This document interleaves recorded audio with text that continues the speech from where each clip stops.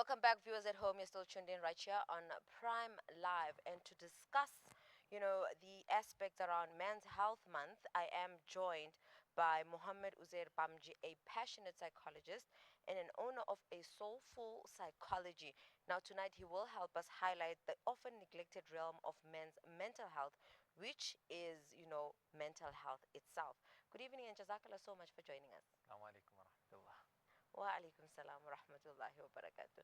Now, looking at mental health, and we see anxiety, we look at depression, and we've spoken alongside the symptoms with previous conversations, right? And ongoing conversations. And I think tonight we're trying to understand, are there any unique mental health challenges that men face that really differs from what a woman would see herself go through? So I think we need to understand that mental health entirely, it's broad, right? But mental health doesn't have an age, a gender, a race, religion. It doesn't have that. So the challenges may be different in terms of how it may come out. But understandably that every person's going through a battle of their own. And the way people experience these difficulties may be different. For example, two people may be involved in a robbery, two different people from different areas. The one person may be traumatized for a very long time. The next person may not be traumatized for such a long time. Sometimes even with death and grief, there's various things that different people are impacted differently. So I wouldn't say that women experience it differently. I'd say women are generally more open to seeking help. And this is a generalization that I'm making, but if you look at it, there's also a lot more women out there. So they are more open to seeking mental health help and more expressive in general than men are. Yeah. Now, you're saying women are more expressive and men are generally not so expressive. But now, in us creating that environment, how are we to detect this? Because as a person sometimes who is actually faced with this challenge, it can be hard for you to actually like introspect and really come to terms to say you really need help. As much as with the women, I can say that maybe they see videos or they're in conversation with, it makes them realize that, okay, me not being able to sleep, me maybe smoking 2 cigarettes a day, it's actually indicative of the fact that I'm not okay. But with men, is there a way that they express it that can be sort of an indicator to the larger society to say you need help? So one of the main difficulties that men have is expression. Yeah. Right? So they don't simply express it like how a woman would express it. However, in general, men would express it with anger, irritability, so these heightened levels. So anger is not a bad thing, right? But the moment it starts escalating and it becomes a problem to the people around us as well, they generally pick it up a lot of the times before us. So the anger, the irritability, even substance abuse, smoking too much, isolating, all those type of things are signs and symptoms that we can pick up to say, hey, you know what, is this person okay? What's actually happening? And because there's that lack of awareness, that self-awareness specifically, you wouldn't always pick up that, hey, something is wrong or this is what I need to do. I mean, if you're smoking 5 cigarettes a day and you just start smoking a little bit more, you're not going to think, hey, why am I actually smoking more cigarettes today? It's more like, okay, today was a busy day. It's often brushed off. And that's where I would say is one of the biggest difficulties that we have as men. That no one actually teaches us, this is what happiness feels like. This is what sadness feels like. We're in a society where there's a lot of pressure on men overall to do an array of things. And when these pressures are compounded on us, how many of us look at support to say, you know what, as a man, you're allowed to say, you know what, I had a really, really difficult day today and I just need some time out. Or I'm actually down. I feel helpless. You don't hear men saying that in today's day and age, although these feelings are absolutely normal. You know, one thing I've heard previously in a previous conversation was that we need to be more mindful to each other, be it a fellow brother, a fellow husband, because as soon as they start changing their routine, you're able to see, okay, something isn't right. And I think helping those individuals who can't best express themselves, you can always say, but you're someone who used to take walks. What happened? And I think that on its own can be a conversation starter. I could be wrong. Absolutely. It sometimes just starts with a conversation to ask, hey, are you okay? Mm. And the moment we open that avenue, uh, obviously we have to also look at who we're speaking to and what's our relationship with them. Because Yeah. if that relationship isn't established, then no one's just going to come and say, hey, look, yeah, I'm not doing well. I'm suffering with signs, or I've got these Yeah. signs of depression and I'm really suffering. I've got these worries. No one's just going to open up. So we need to first understand what's our relationship with this person and how can we come across in interacting with them in a way that is not offensive. Interacting in a way that comes more from a supportive role, not from an element of judgment. Yeah, yeah. Because the moment that judgment is felt, automatically we're going to be fueling into the stigma that, you know what, mental health, we can't express ourselves. Mental health is not real. We don't have that avenue to vent. We just have to, keep it in and continue to be just how we are and, suffer in silence. And we're not doing justice to our brain. You know, speaking of stigma, there's something else I want you to extend on both stigma and toxic masculinity. Because when you look at, the concept of masculinity is not meant to be toxic, but because of the society pressures, as you mentioned earlier, to say we expect so much from, the male or the male figures that we forget the fact that they are human too and they also face the world's challenges that we tend to face from time to time. How would you say that stigma, as well as most importantly, toxic masculinity really affects men's ability to seek that help?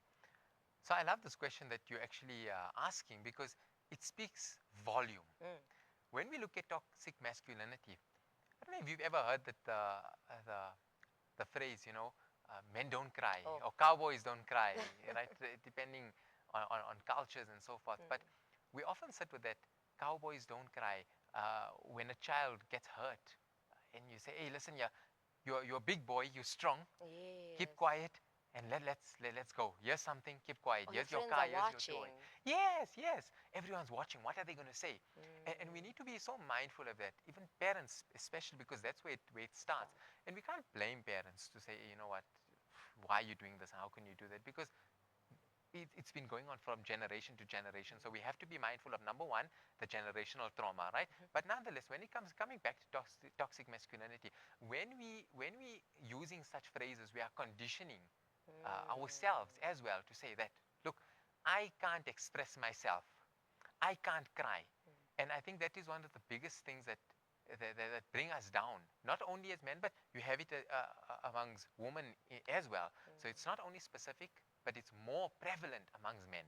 Oof. You'll see a girl crying, and it'll be, oh, shame, poor girl, why are you crying? What's wrong? But the moment you see a man going through difficulty, the moment you see men, facing whatever challenge, whatever emotion that's difficult to face, oh no, you know what? You're a man, you've got responsibilities, things need to get done, get yourself together and carry on moving.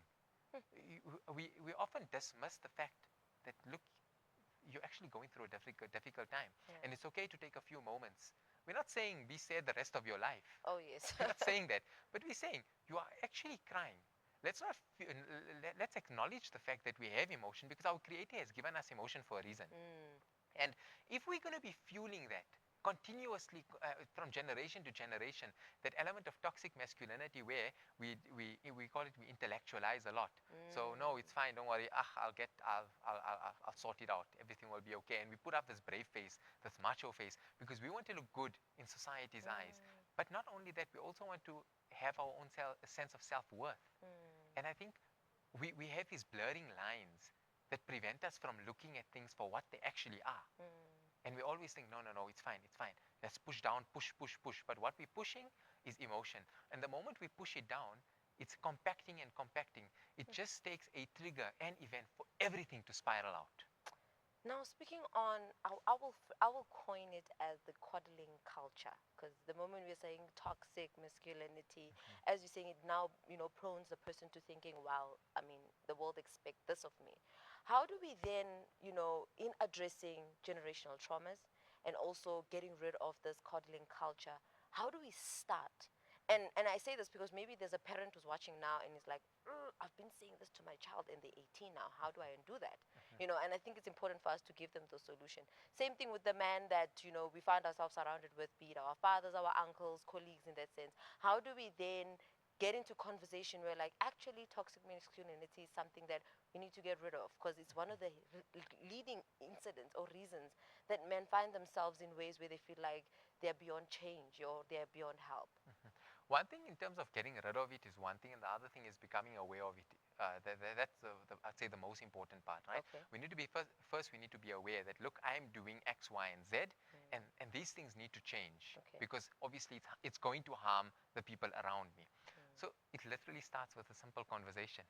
Oh, okay. Literally, just a simple conversation. It starts with to say, okay, you know what? I have been doing these things, but why am I doing it? Am I doing it to? And we need to have these conversations with ourselves Okay. before we just go on and start.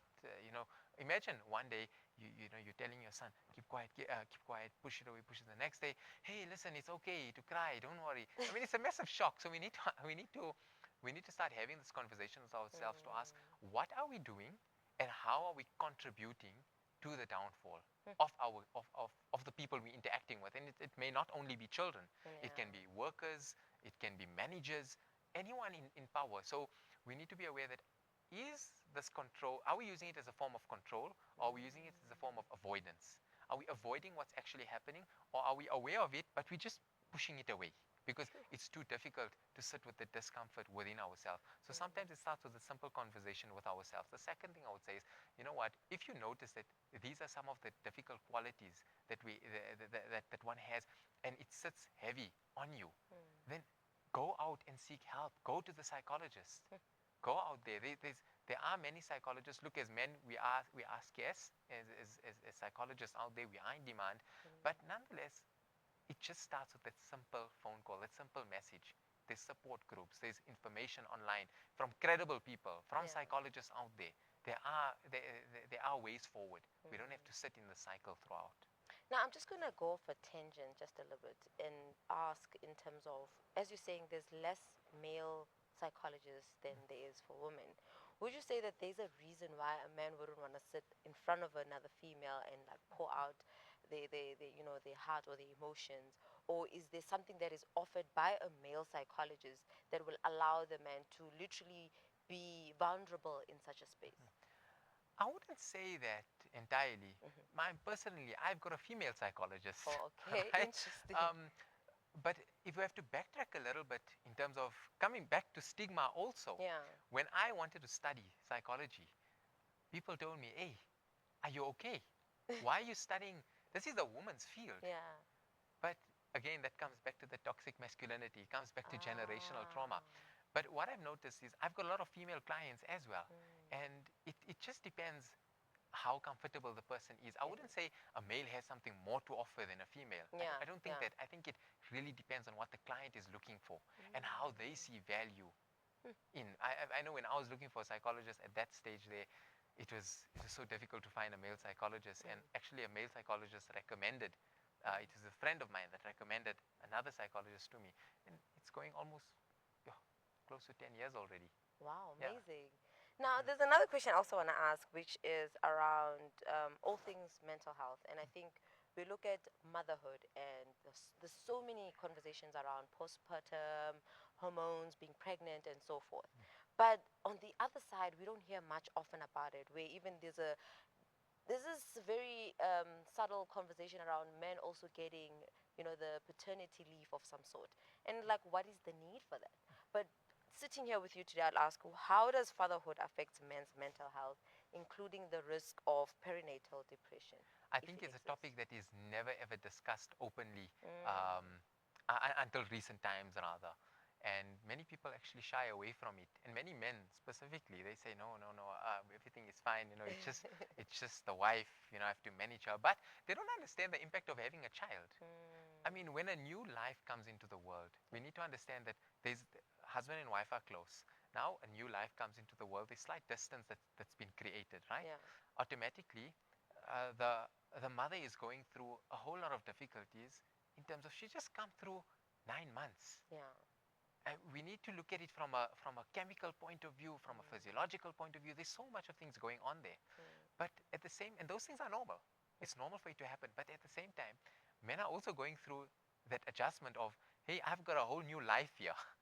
that's here in this bed with me, or I've got a new responsibility. Yeah. And then we have to look at it from a pressure point of view. As men, we look at it as, we need to be providers, we need to be, the backbone of our families. Mm. And unfortunately, when all these events happen and these adjustments happen, we don't process these adjustments accordingly and effectively.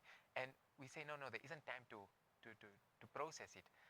But I think it's so important for us to make time to process, to understand not only when the baby is born, but prior to that, during the entire process. And the reason for that is because it helps one adjust accordingly.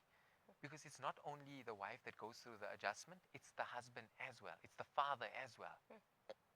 Now, Mr. Bhamjee, another question I would like to ask around this is, are there resources available that men can, seek out to really address whatever they're going through, especially in the aspect of addressing mental health? So I think support groups, the famous support group is SEDEC, South African Anxiety and Depression Group. I Okay. mean, that it's free. Oh. And I think men need to start looking at it because they do have support groups that are out there. And it's not only for men, it's for women as well. There's an array of different support groups. Then we have to look at, there are people that are out there that have podcasts that dedicated to mental health.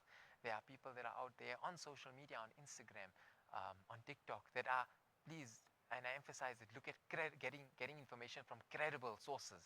So see that if they are psychologists, they must be registered with the HPCSA.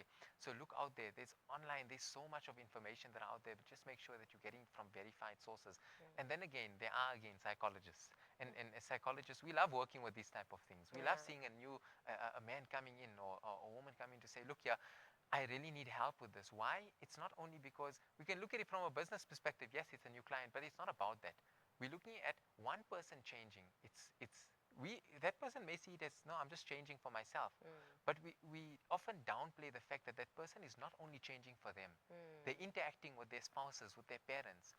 And it's like this dominoes effect that everyone gets a piece of this new self. Yeah. And I think that is powerful, and that is where growth comes. Imagine a mom bettering herself, not only for her, but her kids are able to benefit from that. And that is where the reward comes in. That's why we get so happy when people actually come through for help. And then we get other people that also come through for self-development. And that's also fantastic, because growth is growth. Now, I believe our audience is probably individuals who have different needs in that sense. And I'm just going to put out a scenario to say there's one person who is quite very delusional to the fact that I'm okay, I'm good, I don't need help. And then on the other hand, you have someone who they know they need help, but they don't know where to start or how to start. What tips would you share, or like steps would you share with them that will enable them into coming to terms with what they actually are going through, or understanding what they're going through? Sometimes I feel we need to just sit with ourselves and ask ourselves, where are we in life and what are we doing? We have to ask ourselves these questions. We have to reflect on a daily basis as to where are we, what have we done today? How have we benefited someone? Have we impacted someone? How have we benefited ourselves? How have we grown? And these conversations need to happen internally.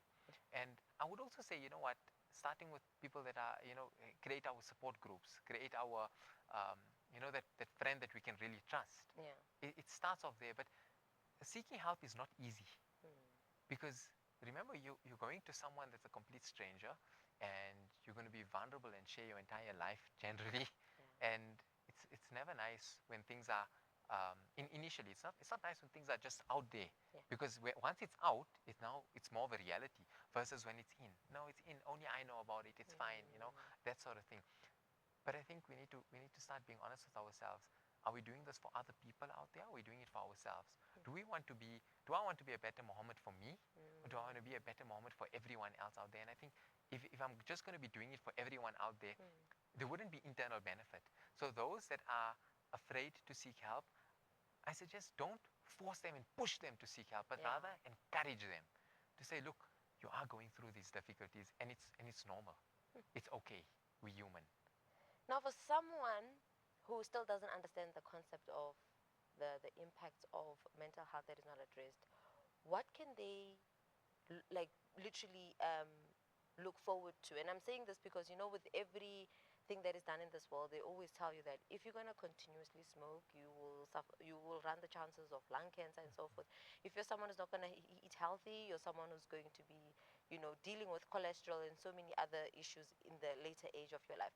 Now, coming to mental health, if left unaddressed, what can that person look out in terms of dealing with in the near future, if not tomorrow?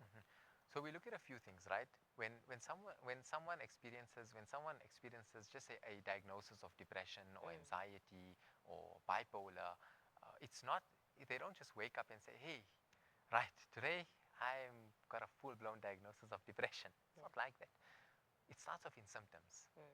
That anger, irritability, lack of interest in your pleasurable activities, and those feelings then escalate. So when the feelings aren't acknowledged and the feelings aren't worked through, those feelings then obviously escalate, and again another domino effect will happen, and then from one symptom it becomes two, it becomes three, it becomes four, and as a result we then sit with a number of symptoms that meet the criteria for whether it's depression or whether it's anxiety. And obviously when that isn't managed, then it starts spiraling out even more intense, I'd say. So maybe it may be in one place, in one setting, and now it starts going over into work, and then it starts going into colleagues, and then it starts going into friends, and then eventually we look at ourselves 5, 6 months down the line, sometimes 2 months down the line, and we're like, how did I actually land up here? And then we have a traumatic event that happens, and trauma happens on a daily basis. We're exposed to it, which we may not know, and eventually someone just tells us something, and then we snap. And that's where that influx of emotions just come in and wear us down. And then obviously we have to also look at the biological component and the genetic component. That plays an important role. So we need to look after ourselves throughout. We need to make sure that things are not going to be perfect all the time, and we're not striving for perfection, but we're striving to do our best. We're striving to look after ourselves, because our minds and our bodies and amana. Our minds is an amana. It's a trust that we need to look after. And it starts by literally becoming aware that, look, what am I going through, and do I need help? Don't I need help? Any closing thoughts regarding our conversation today and being, in the month of June itself? I was thinking really hard, what am I going to say? Because every interview I do, there's going to be these closing thoughts, right? And what I plan to say and what came to my mind after this conversation is something totally different. Okay. I'd say seeking help isn't a breakdown. It's rather a breakthrough. So going for therapy is not a breakdown. You're not going to, it's not a setback in your life. It's actually a breakthrough for something a lot more enriching. And I think we need to be going forward, we need to be encouraging men not only to lead with strength, but to lead with self-awareness. Because if that self-awareness is not there, I don't know how much strength is going to be there. Because ultimately, self-awareness is one of the biggest strengths that anyone could have. And it's never too late to seek help. It can start, I think it starts at home. It starts with ourselves. And if you notice someone going through these things, approach them in a respectful manner, not from a judgment point of view. Jazakallah so much, Mr. Bhamjee, for joining us this evening and really shedding light on all things on how we can be proactive in the aspect of, mental health itself. Jazakallah so much for joining us. I mean, shukran for shedding light on such an important topic. Ameen. Viewers at home, I'm sure you are a car lover. You know that if your car didn't have some of these, indicators that shows that something is wrong with your car, you wouldn't know something's wrong with your car, right? And it you'll end up in a place where it's dark and your car is not moving, and that's even more stress to you.